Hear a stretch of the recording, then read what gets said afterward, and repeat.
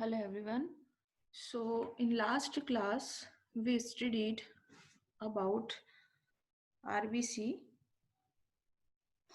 We studied about RBC, that how RBC looks from front side. It looks like round or disc shape, and we see from this side it looks like biconcave structure. So both of the cell shapes are correct for RBC. It is round when the view is from this side, and it is biconcave when we go for side view. Next cell is shape of cell is white blood cell, and they are amoeboid. What is the meaning of amoeboid? Amoeboid meaning is amoeba जो होता है उसकी pseudopodia होते हैं, और pseudopodia होने की वजह से उनका जो शेप है अमीबा का वो कंटिन्यूसली क्या होता है, शेप चेंज होता है. सो अमीबॉइड का मतलब ही है कि जो WBC होती है हमारी वाइट ब्लड सेल, उनका जो शेप है वो एक परफेक्ट शेप नहीं रहता, एंड इट कीप चेंजिंग, हमेशा चेंज होता रहता है. These are columnar cell. Epithelial अभी वर्ड आप भूल जाइए. So long and narrow. Columnar का मतलब क्या होता है, ऐसे लंबे लंबे एंड पतले, जो long and narrow, it is known as, this shape is known as columnar. And this is our nerve cell. This is branched and long. You all are aware of this. You have studied in class 10th and in various places कि ये हमारी cell होती है, and these are dendrites. So ये branched होती है nerve cell, longest cell हमारी body की, and 1 मीटर तक चली जाती है इसकी लंबाई, length. And this is tracheids. Xylem phloem की ट्रैकेट्स ये इलोंगेटेड है, लंबी है बहुत ज्यादा. एंड ये जो सेल है ये मीजोफिल के भी, आपको मीजोफिल याद नहीं रखना, मीजोफिल का होता है सिर्फ सेल का शेप है क्या, राउंड एंड ओवल. ठीक है, राउंड होती है ना ओवल होती है, ये इस तरीके से देखिए राउंड राउंड दिख रही है, and some of them are oval, ये ओवल है. सो नेक्स्ट सिंबल्स आपको याद करने ही है. सेल की शेप हम देख लेते हैं. This is disc like. RBC is disc like, है ना. RBC देखो डिस्क लाइक है अगर सामने से देखें तो.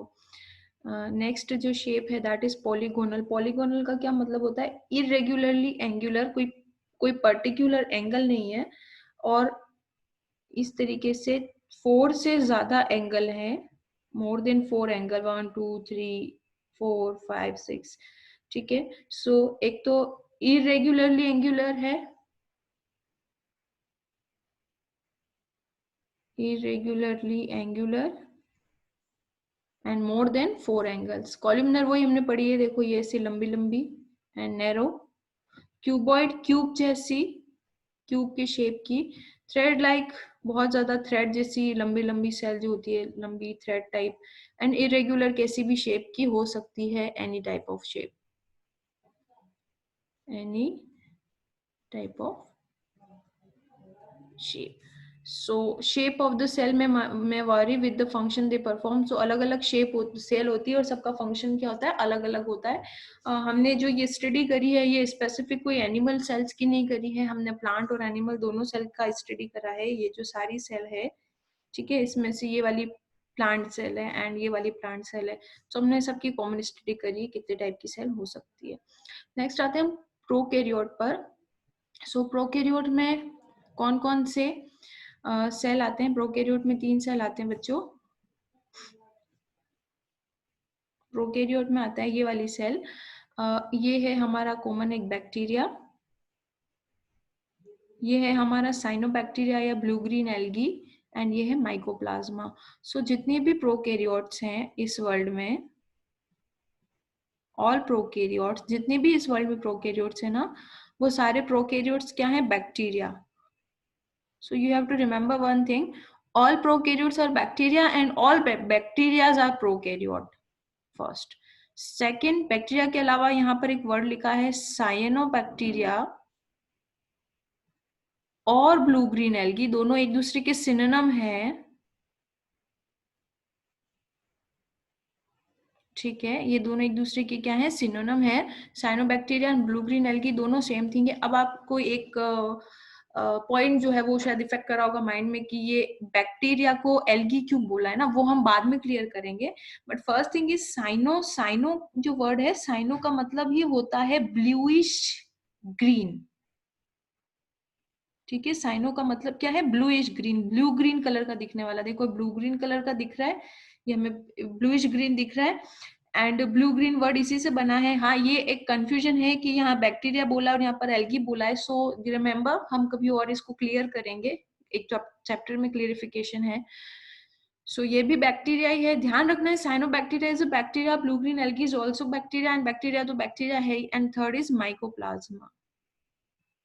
So these three organism are included in prokaryote, और वो बेसिक सेल की रिक्वायरमेंट पूरी करते हैं तीनों। What is the basic requirement of cell? Basic requirement of cell is nucleoid, cytoplasm, and it is plasma membrane. So the prokaryotic cells are represented by bacteria, blue-green algae or cyanobacteria. You remember these are same thing. And mycoplasma. So mycoplasma is also known as this, mycoplasma it is also known as PPLO. ठीक है, PPLO क्या है देखते हैं अभी। PPLO है प्लूरोप्लाज्मा या pleuropneumonia like organism. PPLO mycoplasma की शॉर्ट फॉर्म है, और ये बहुत छोटे होते हैं, और सारे के सारे, क्योंकि सेल साइज हमने पढ़ी थी, तो आप जितो भी हमने सेल साइज पढ़ी थी, तो हमें ध्यान रखना है कि बहुत ज्यादा स्मॉल होते हैं। तो अभी हम स्टडी और कर लेंगे कि क्या रेंज होती है इनकी साइज की, बट ये साइज बहुत ज्यादा इनकी छोटी होती है, और ये बहुत तेजी से क्या होते हैं, ये बहुत तेजी से मल्टीप्लाई होते हैं ना। What is the meaning of multiplication?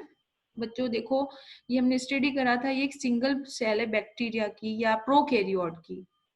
ठीक है, सिंगल सेल ऑफ प्रोकैरियोट। अब ये सिंगल सेल प्रोकैरियोट की, और ये हम नेकेड आइज से नहीं देख सकते, हमें पता है, ये माइक्रोस्कोप में हमने देखा है।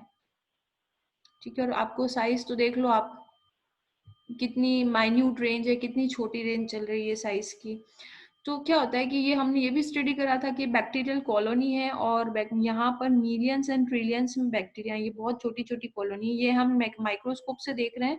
और ये जो फोटो है ये नेकेड आइज का है, यानी यहाँ पर हमने कोई भी माइक्रोस्कोप नहीं लिया है, but we can see easily that ये हम नेकेड आइज से आसानी से देख सकते हैं। सो ये हम नेकेड आइज से क्यों देख सकते हैं आसानी से? ये जो बैक्टीरिया है, ठीक है, इसने जब डिवीजन स्टार्ट करा था, तो 10 टू 15 डेज के बीच में, कितने डेज के बीच में? 10 टू 15 डेज के बीच में ये बैक्टीरिया अकेला था, और ये डिवाइड होते होते बार बार यहाँ पर मिलियंस एंड बिलियंस में कन्वर्ट हो गया। देख लो, ये यहाँ पर डिवाइड होते होते कितनी सारी इसने कॉलोनीज बना ली बैक्टीरिया ने, कितने डेज में? 10 टू 15 डेज। किस सेल की बात कर रहे हैं?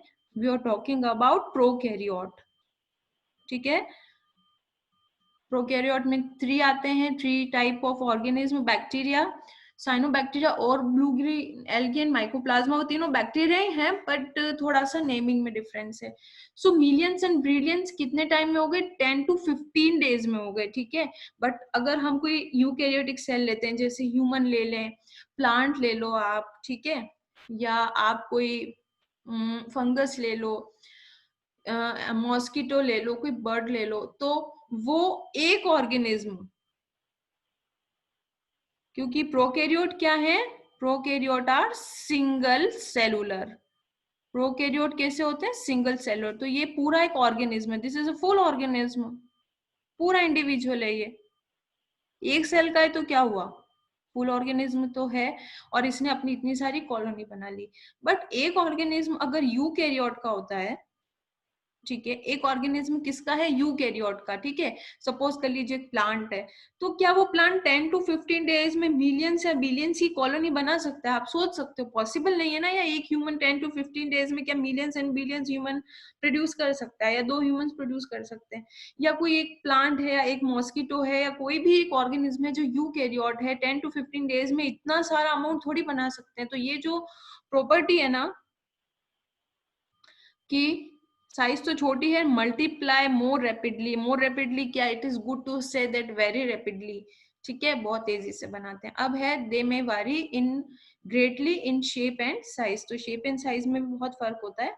देखो बच्चों, ये बैक्टीरिया है और इसका शेप है, दिस इज बैक्टीरिया, और ये बैक्टीरिया बहुत अलग अलग शेप का है। बैक्टीरिया अगर राउंड हो तो कोकस बोलते हैं, बैक्टीरिया अगर रोड शेप का हो तो उसे बेसिलस बोलते हैं। ये बैक्टीरिया कॉलोनी में है और चेन बना रखी है। बहुत सारे राउंड शेप के बैक्टीरिया, बहुत सारे राउंड शेप के बैक्टीरिया चेन की फॉर्म में है तो उसे बोलते हैं स्ट्रेप्टोकोकस चेन, ठीक है। स्ट्रेप वर्ड समझते हो, स्ट्रेप, तो ये बहुत सारे एक साथ हैं, ठीक है, स्ट्रेप्टोकोकस चेन में। यहाँ पर दो बैक्टीरिया हैं, only two, so this is known as diplococci, ठीक है। ये दो हैं और राउंड में है, ठीक है। कोकाई का मतलब क्या होता है, coccus plural singular, this is singular coccus and cocci is plural. So यहाँ पर दो बैक्टीरिया हैं, ठीक है, पेयर में है, तो डिप्लो क्योंकि पेयर में है एंड कोकाई क्योंकि राउंड है। नाउ स्पाइरोकेट, ये स्पाइरल शेप का bacteria, this is known as spirochete. दूसरा वही माइकोप्लाज्मा, एंड थर्ड हमारा cyanobacteria, blue green algae. So various shapes and size के बैक्टीरिया होते हैं। प्रोकैरियोट, शेप्स एंड साइज क्या होते हैं, prokaryotes, prokaryotes are various shape and size. अब एक बहुत इंपॉर्टेंट फीचर है कि प्रोकैरियोट में सेल वॉल होती है, ठीक है, बट माइकोप्लाज्मा में सेल वॉल नहीं होती। सो ये सारे के सारे बच्चों बैक्टीरिया हैं, ये सारे बैक्टीरिया, ठीक है। दिस इज साइनोबैक्टीरिया और ब्लू ग्रीन एल्गी, साइनोबैक्टीरिया और ब्लू ग्रीन एल्गी, वर्ड समझ में आ गया, साइनो एंड ब्लू ग्रीन एक ही टर्म है, एंड दिस इज माइकोप्लाज्मा। तो ये जितने भी ऑर्गेनिज्म हैं, ऑल ग्रुप जो प्रोकैरियोट में आते हैं, इनमें इन दोनों में प्रेजेंट होता है सेल वॉल, ठीक है। बाकी सब भी होगा, जैसे इन दोनों का एक कॉमन फीचर देखते हैं तो कैसा दिखेगा ये, this is nucleoid, nucleoid, and this is cytoplasm, this is cell, या हम लिख देते हैं इसको प्लाज्मा मेम्ब्रेन, एंड इसके ऊपर एक जो बहुत ही ज्यादा इंपॉर्टेंट फीचर है दैट इज प्लाज्मा मेम्ब्रेन, ठीक है, दिस इज प्लाज्मा मेम्ब्रेन, ठीक है। नाउ क्या ध्यान रखना है, दैट बैक्टीरिया एंड साइनोबैक्टीरिया और ब्लू ग्रीन एल्गी, ठीक है, साइनोबैक्टीरिया और ब्लू ग्रीन एल्गी दोनों बैक्टीरिया ही है, ये आपको ध्यान रखना है, बट थोड़ा सा टर्म्स में फर्क है। सो इनके बैक्टीरिया एंड साइनोबैक्टीरिया के पास 4 फीचर्स हैं, nucleoid, plasma membrane, cytoplasm and cell wall, ठीक है।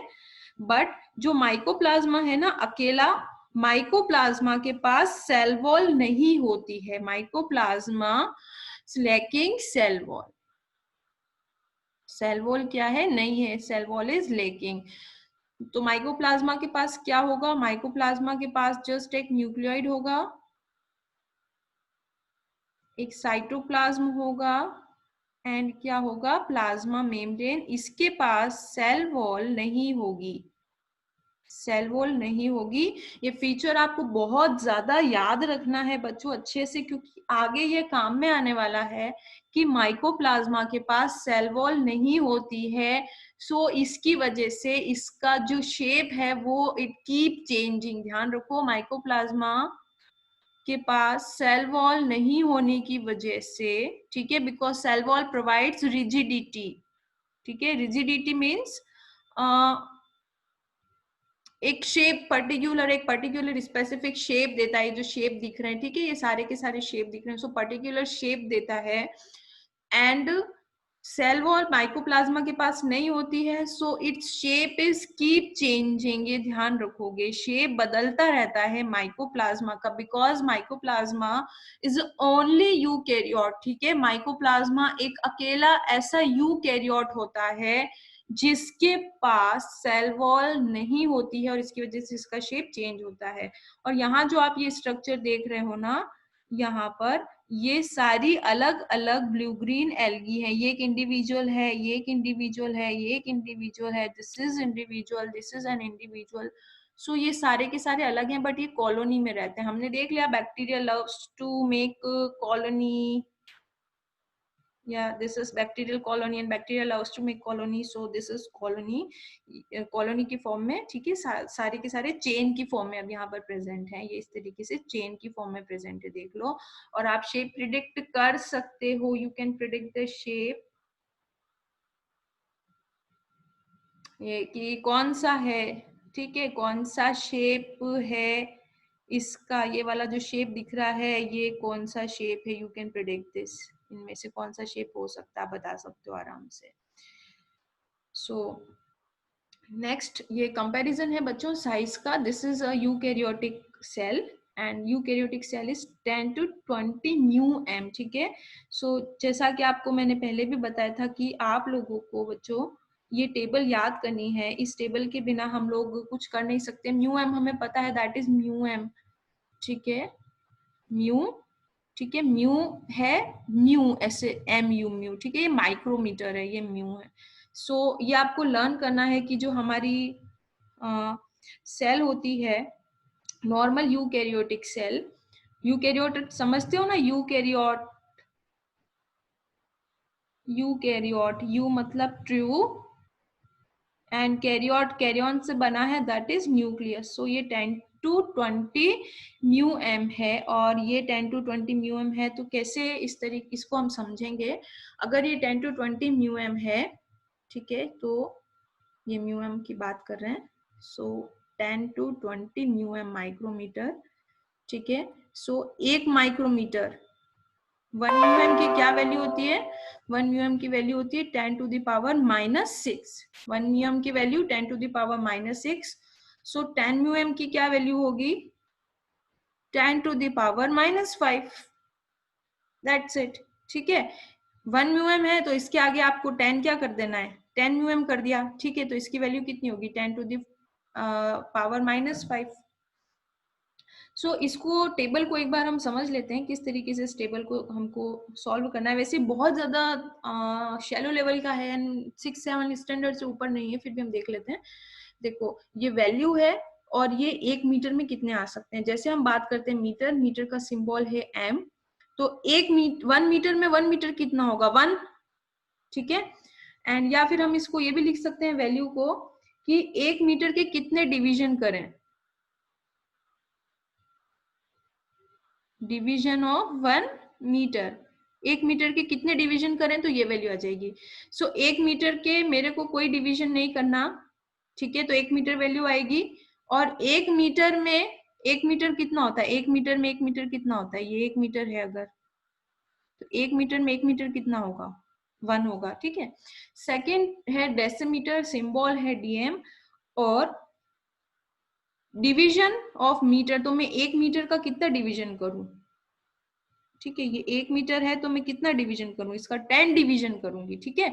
तो अगर 1 मीटर का कितना डिवीजन करा है, 1 मीटर का 10 डिवीजन करा है, तो क्या वैल्यू आएगी 1 मीटर का 10 डिवीजन करने पर. 1 मीटर का 10 डिवीजन करा, 1 मीटर का डिवीजन करा 1 2 3 4 5 6 7 8 9 एंड 10. सो 1 मीटर का 10 डिवीजन करने पर 10 डेसीमीटर आया, ठीक है. एंड 10 डिवीजन ऑफ 1 मीटर, ठीक है. और 1 मीटर में कितने डेसीमीटर हो सकते हैं, 10 1 2 3 4 ऐसे. Now centimetre. सो 1 मीटर के कितने डिवीजन करूं मैं, 1 मीटर के मुझे 100 डिविजन्स करने हैं, ठीक है. इसको लिखेंगे 10 to the power 2. 1 मीटर के कितने डिवीजन करने हैं, 100. So 100 division of 10, 100 division of 1 metre, ठीक है. और 1 मीटर में कितने सेंटीमीटर आ जाएंगे, 1 मीटर में 1 2 3 4 5 6 7 8 9 10 कितने 100 सेंटीमीटर आ सकते हैं. इसी तरीके से मिलीमीटर है, माइक्रोमीटर हमें स्टिक कर गए हैं, हमें माइक्रोमीटर को ही ज्यादा पढ़ना है. सो माइक्रोमीटर को हम कैसे पढ़ेंगे, माइक्रोमीटर, माइक्रोमीटर या म्यूएम. 1 मीटर के कितने डिवीजन करें, 1 मीटर के डिवीजन करते हैं 1 2 3 4 5 6, ठीक है। तो 1 मीटर के कितने डिवीजन करें? 1 लाख डिवीजन, ठीक है। 1 लाख डिवीजन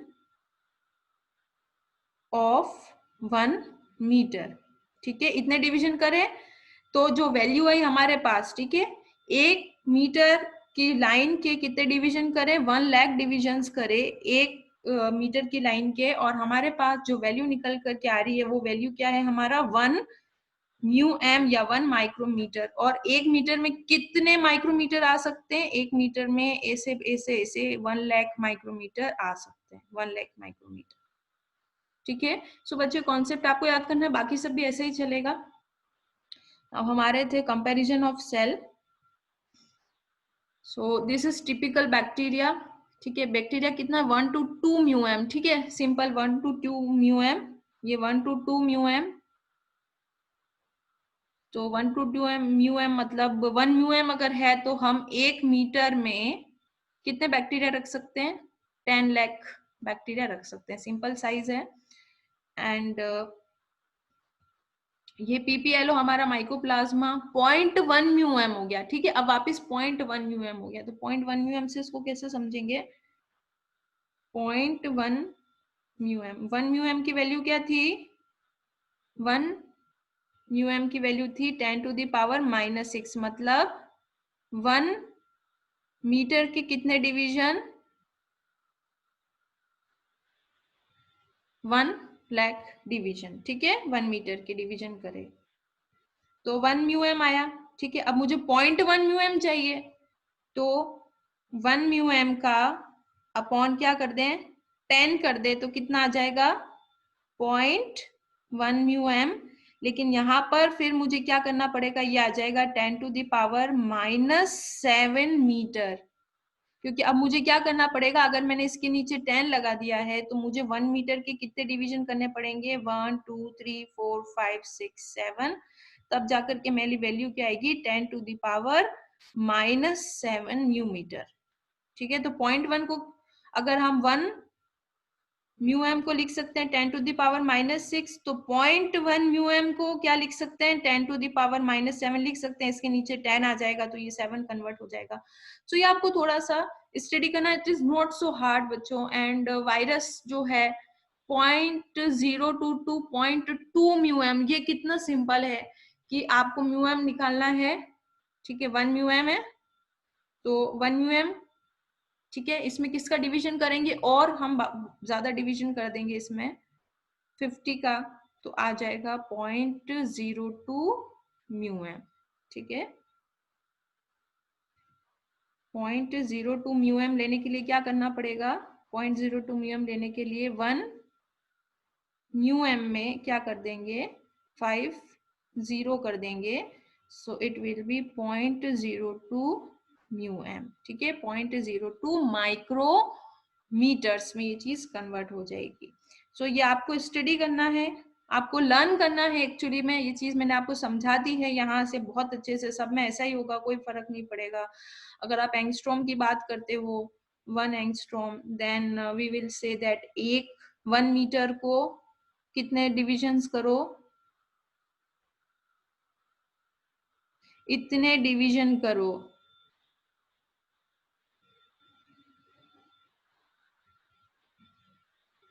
ठीक है। इतने सारे डिवीजन करेंगे, बिलियंस में हो रहे हैं। सो तब क्या वैल्यू आएगी? 1 एंगस्ट्रॉम, या 1 मीटर में कितने कोई ऑर्गेनिज्म आ सकते हैं, या कोई कितना मेजरमेंट आ सकता है 1 एंगस्ट्रॉम का? That is this value.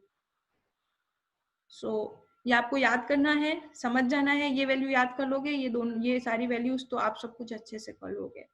And last but not the least, you have to remember one thing very clearly, that RBC जो सेल होती है हमारी बॉडी में, उसके पास न्यूक्लियस नहीं होता है, ये ध्यान रखना है। बाकी ऑल सेल्स, ह्यूमन सेल्स, ठीक है, all human cells have nucleus, but RBC is lacking nucleus.